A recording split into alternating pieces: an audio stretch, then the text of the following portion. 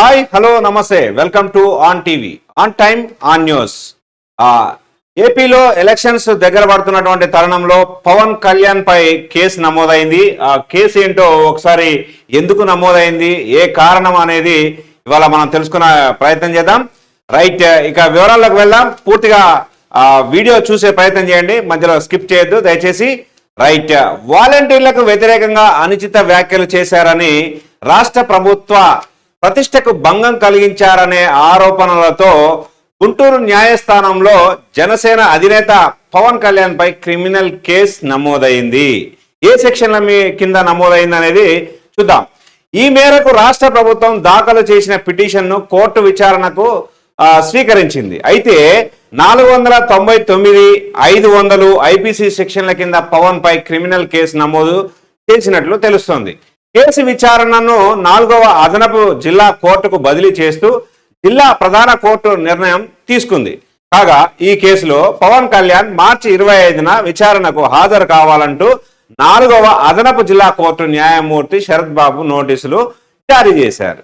అయితే గత ఏడాది జూలై 9న ఏలూరులో వారాహి యాత్రలో పవన్ కళ్యాణ్ చేసిన వ్యాఖ్యలపై ప్రభుత్వం ఈ కేసు పెట్టింది.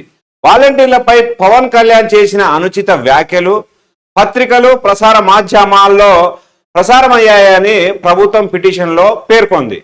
పవన్ వ్యాఖ్యలు వాలంటీర్ల మనోధైర్యాన్ని దెబ్బతీయడమే కాకుండా ప్రభుత్వం పైన బురద జల్లేలా ఉన్నాయని ప్రభుత్వం అభ్యంతరం తెలిపింది. పవన్ పై చర్యలు తీసుకోవాలని ఫిర్యాదులో కూడా కోరింది.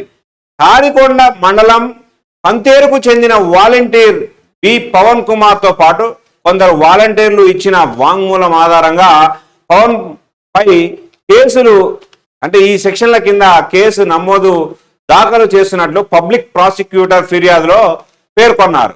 కాగా పవన్ కళ్యాణ్ పై చర్యలు చేపట్టేందుకు గత ఏడాది జూలై 20న రాష్ట్ర ప్రభుత్వం నోటీసులు ఇచ్చిన విషయం తెలిసిందే.